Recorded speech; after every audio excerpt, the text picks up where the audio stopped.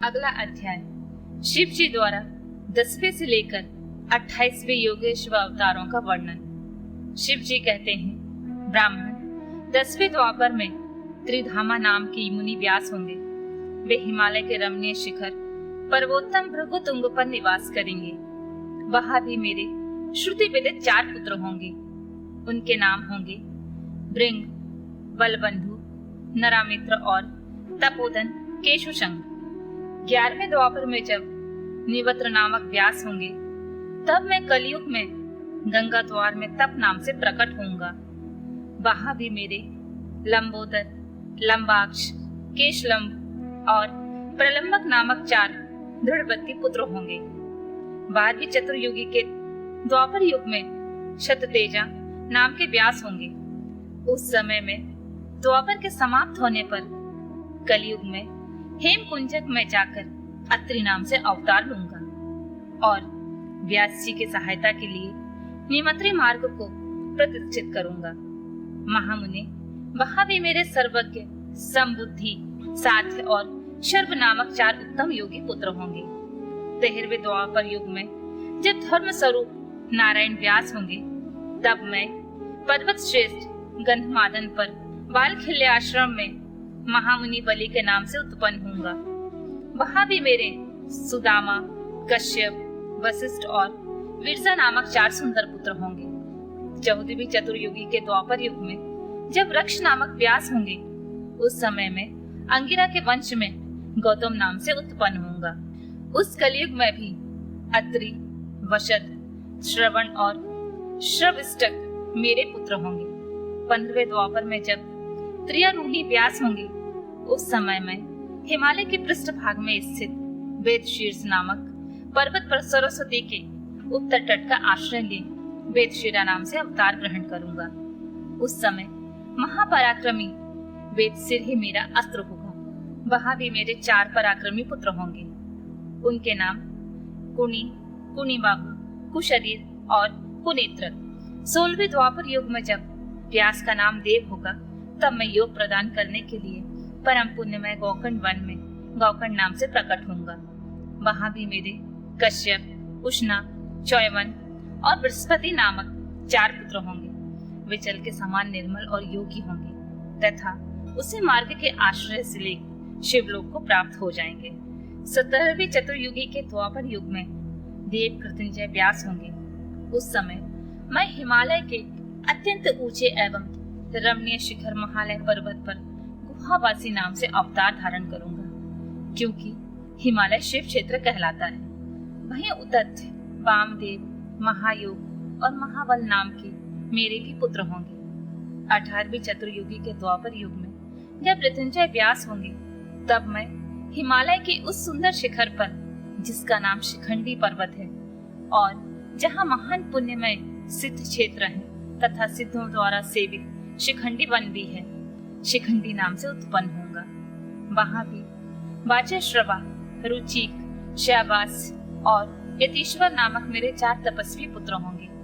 19वें द्वापर में महामुनि भरद्वाज व्यास होंगे। उस समय भी मैं हिमालय के शिखर पर माली नाम से उत्पन्न होऊंगा और मेरे सिर पर लंबी लंबी जटाएं होंगी। वहां भी मेरे सागर के से गंभीर स्वभाव वाले हिरण्यामा, कौशल्य, लोकाक्षी और प्रधिमी नामक पुत्र होंगे।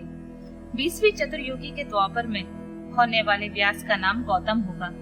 तब मैं भी हिमवान के पृष्ठभाग में स्थित पर्वत श्रेष्ठ अट्टाहास पर, जो सदा देवता, मनुष्य और यक्षेंद्र, सिद्ध और चारणों द्वारा अधिष्ठित रहता है, अट्टाहास नाम से अवतार धारण करूंगा। उस युग के मनुष्य अट्टाहास के प्रेमी होंगे। उस समय भी मेरे उत्तम योग संपन्न 4 पुत्र होंगे। उनके नाम हैं सुमंत, वरवरी, विद्वान कमंद और कुडीप कंधन। 21वें द्वापर युग में जब वाचश्रवा नाम के व्यास होंगे, तब मैं दारुण नाम से प्रकट होऊंगा। इसलिए उस शुभ स्थान का नाम दारुवन पड़ जाएगा। वहां भी मेरे प्लक्ष, दरवायणी, केतुमान और गौतम नाम से 4 परम योगी पुत्र उत्पन्न होंगे। 22वीं चतुर्युग के द्वापर में जब शुष्मायन नाम के व्यास होंगे, तब मैं भी वाराणसीपुरी में लांगली भीष्म नामक महामुनि के रूप में अवतरित होऊंगा। उस समय में इंद्र सहित समस्त देवता मुझ हलायुधारी शिव का दर्शन करेंगे।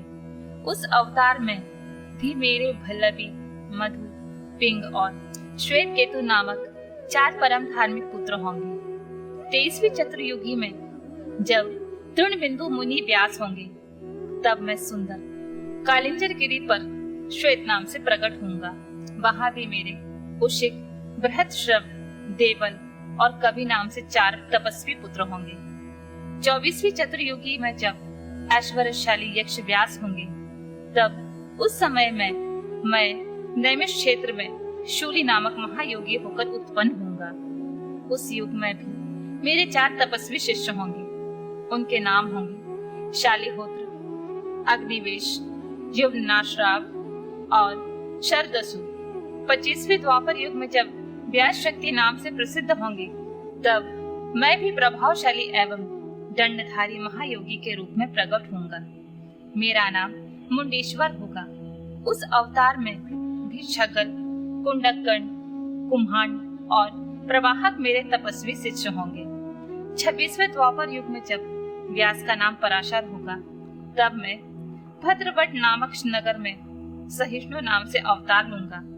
उस समय भी उलूक, विद्युत, शंभुक और आश्रलायन नाम वाले 4 तपस्वी शिष्य होंगे।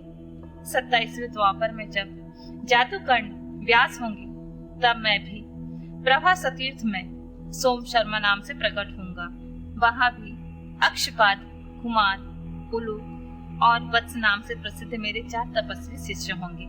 28वें द्वापर में जब भगवान श्री हरि पराशर के पुत्र रूप में द्वैपायन नामक व्यास होंगे, तब पुरुषोत्तम श्री कृष्ण अपने 6ठे अंश से वसुदेव के श्रेष्ठ पुत्र के रूप में उत्पन्न होकर वासुदेव कहलाएंगे। उसी समय योगात्मा मैं भी लोगों को आश्चर्य में डालने के लिए योग माया के प्रभाव से ब्रह्मचारी का शरीर धारण करके प्रकट होऊंगा। फिर शमशान भूमि में मृतक रूप से पड़े हुए अविच्छिन्न शरीर को देखकर मैं ब्राह्मणों के हित साधन के लिए योग माया के आश्रय से उसमें घुस जाऊंगा और फिर तुम्हारे तथा विष्णु के साथ मेरुगिर की पुण्यमयी दिव्य गुहा में प्रवेश करूंगा। ब्राह्मण, वहां मेरा नाम लकुली होगा। इस प्रकार मेरा यह काया अवतार उत्कृष्ट सिद्ध क्षेत्र कहलाएगा और जब तक पृथ्वी कायम रहेगी, तब तक लोक में परम विख्यात रहेगा। उस अवतार में भी 4 मेरे तपस्वी शिष्य होंगे। उनके नाम कुशिक, गर्ग, मित्र और पौरुष्य होंगे। वे वेदों के पारगामी ऊर्ध्वरेता ब्राह्मण योगी होंगे और महेश्वर योग को प्राप्त करके शिव लोक को चले जाएंगे। उत्तम व्रत का पालन करने वाले मुनियों, इस प्रकार परमात्मा शिव ने वैवस्वतः मनवंतर के सभी चतुर्योगियों की योगेश्वर अवतारों का सम्यक रूप से वर्णन किया है। विभो 28 व्यास क्रमशः एक एक करके प्रत्येक द्वापर युग में होंगे और योगेश अवतार प्रत्येक कलयुग के प्रारंभ में। प्रत्येक योगेश अवतार के साथ उनके 4 अविनाशी शिष्य भी होंगे, जो महान शिव भक्त और योग मार्ग की वृद्धि करने वाले होंगे। इन पशुपति के शिष्यों के शरीर पर भस्म रमी रहेगी, ललाट त्रिपुंड से सुशोभित रहेगा और रुद्राक्ष की माला ही इनका आभूषण होगा।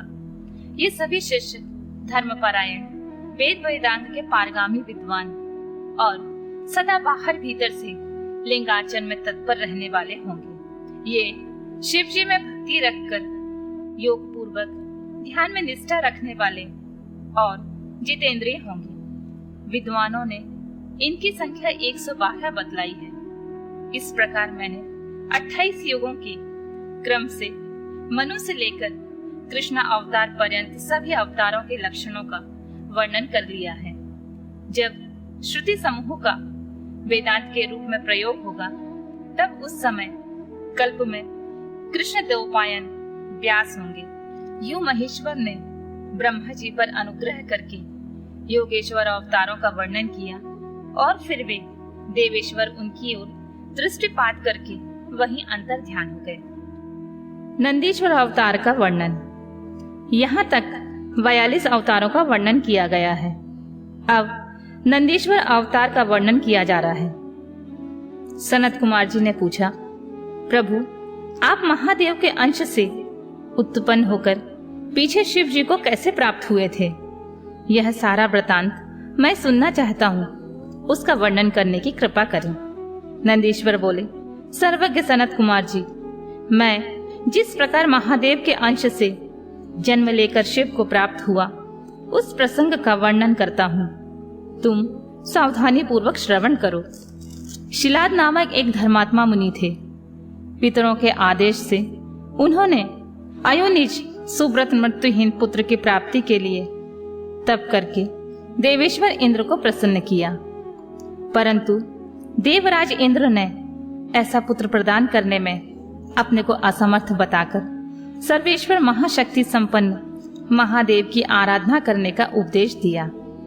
तब शिलाद भगवान महादेव को प्रसन्न करने के लिए तप करने लगे। उनके तप से प्रसन्न होकर महादेव वहां पधारे और महासमाधि मग्न शिलाद को थपथपाकर जगाया। तब शिलाद ने शिव का स्तवन किया और भगवान शिव के उन्हें वर देने को प्रस्तुत होने पर उनसे कहा, प्रभु, मैं आपके ही समान मृत्युहीन अयोनिज पुत्र चाहता हूँ। तब शिव जी प्रसन्न होकर मुनि से बोले, तपोधन विप्र, पूर्व काल में ब्रह्मा ने, मुनियों ने तथा बड़े बड़े देवताओं ने मेरे अवतार धारण करने के लिए तपस्या द्वारा मेरी आराधना की थी। इसलिए मुने, यद्यपि मैं सारे जगत का पिता हूँ, फिर भी तुम मेरे पिता बनोगे और मैं तुम्हारा अयोनिज पुत्र होऊंगा तथा मेरा नाम होगा नंदी। नंदीश्वर कहते हैं, मुने, यूं कहकर कृपालु शंकर ने अपने चरणों में प्रणिपात करके सामने खड़े हुए शिलाद मुनि की ओर कृपा दृष्टि से देखा और उन्हें ऐसे आदेश दे वे तुरंत ही उमा सहित वहां से अंतर्ध्यान हो गए। महादेव जी के चले जाने के पश्चात महामुनि शिलाद ने अपने आश्रम में आकर ऋषियों से यह सारा वृतांत कह सुनाया। कुछ समय बीत जाने के बाद जब यज्ञ बेताओं में श्रेष्ठ मेरे पिताजी यज्ञ करने के लिए यज्ञ क्षेत्र को जोत रहे थे, उसी समय मैं शंभु की आज्ञा से यज्ञ के पूर्व भाग ही उनके शरीर से उत्पन्न हो गया। उस समय मेरे शरीर की प्रभा युगांतकालीन अग्नि के समान थी। तब सारी दिशाओं में प्रसन्नता छा गई और शिलाद मुनि की भी बड़ी प्रशंसा हुई। उधर शिलाद ने जब मुझे बालक को प्रलयकालीन सूर्य और अग्नि के सादृश प्रभावशाली त्रिनेत्र चतुर्भुज प्रकाशमान जटा मुकुटधारी त्रिशूल आदि आयुधों से युक्त सर्वदा रुद्र रूप में देखा, तब मैं महान आनंद में निमग्न हो गए और मुझ प्रणद को नमस्कार करके कहने लगे। शिलाद बोले, सुरेश्वर, चूंकि तुमने नंदी नाम से प्रकट होकर मुझे आनंदित किया है, इसलिए मैं तुम आनंदमय जगदीश्वर को नमस्कार करता हूँ। नंदीश्वर जी कहते हैं, मुने, तदनंतर जैसे निर्धन को निधि प्राप्त हो जाने से प्रसन्नता होती है, उसी प्रकार मेरी प्राप्ति से हर्षित होकर पिताजी ने महेश्वर की भली भांति वंदना की और फिर मुझे लेकर वे शीघ्र ही अपने पर्णशाला को चल दिए। महामुने, जब मैं शिलाद की कुटिया में पहुंच गया, तब मैंने अपने उस रूप का परित्याग करके मनुष्य रूप धारण कर लिया। तदनंतर शालकायन नंदन पुत्र वत्सल शिलाद ने मेरे जात कर्म आदि सभी संस्कार संपन्न किए। फिर 5वें वर्ष में पिताजी ने मुझे शांगोपांग संपूर्ण वेदों का तथा अन्य शास्त्रों का भी अध्ययन कराया। 7वां वर्ष पूरा होने पर शिव जी की आज्ञा से मित्र और वरुण नाम के मुनि मुझे देखने के लिए पिताजी के आश्रम पर पधारे। शिलाद मुनि ने उनकी पूरी आभा भगत की। जब वे दोनों महात्मा मुनीश्वर आनंद पूर्वक आसन पर विराज गए, तब मेरी ओर बारंबार निहार कर बोले। मित्र और वरुण ने कहा, तात शिलाद, यद्यपि तुम्हारा पुत्र नंदी संपूर्ण शास्त्रों के अर्थों का पारगामी विद्वान है, तथापि इसकी आयु बहुत थोड़ी है। हमने बहुत तरह से विचार करके देखा है, परंतु इसकी आयु 1 वर्ष से अधिक नहीं दिखती। उन विप्रवरों के यूं कहने पर पुत्र वत्सल शिलार नंदी को छाती से लगाकर दुखार्त होकर फूट फूट कर रोने लगे। तब पिता और पितामह को मृतक की भांति भूमि पर पड़ा हुआ देख नंदी शिव जी की चरण कमलों का स्मरण करके प्रसन्नता पूर्वक पूछने लगा, पिताजी, आपको कौन सा ऐसा दुख आ पड़ा है जिसके कारण आपका शरीर कांप रहा है और आप रो रहे हैं? आपको वह दुख कहां से प्राप्त हुआ है? मैं इसे ठीक ठाक कर जानना चाहता हूँ। पिताजी ने कहा, बेटा, तुम्हारे अल्पायु के दुख से मैं अत्यंत दुखी हो रहा हूँ। तुम ही बताओ, मेरे इस कष्ट को कौन दूर कर सकता है? मैं उसकी शरण को ग्रहण करूं। पुत्र बोला, पिताजी, मैं आपके सामने शपथ करता हूं और यह बिल्कुल सत्य बात कह रहा हूं कि चाहे देवता, दानव, यम, काल तथा अन्य प्राणी ये सब के सब मिलकर मुझे मारना चाहे तो भी मेरी बाल्यकाल में मृत्यु नहीं होगी। अतः आप दुखी मत हो। पिताजी ने पूछा, मेरे प्यारे लाल, तुमने ऐसा कौन सा तप किया है अथवा तुम्हें ऐसा कौन सा ज्ञान, योग या ऐश्वर्य प्राप्त है जिसके बल पर तुम इस दारुण दुख को भी नष्ट कर दोगे? पुत्र ने कहा, तात, मैं ना तो तप से मृत्यु को हटाऊंगा और ना विद्या से। मैं महादेव जी के भजन से मृत्यु को जीत लूंगा। इसके अतिरिक्त अन्य कोई उपाय नहीं है। नंदीश्वर कहते हैं, मुनि, यूं कहकर मैंने सिर झुकाकर पिताजी के चरणों में प्रणाम किया और फिर उनकी प्रदक्षिणा करके उत्तम वन की राह ली।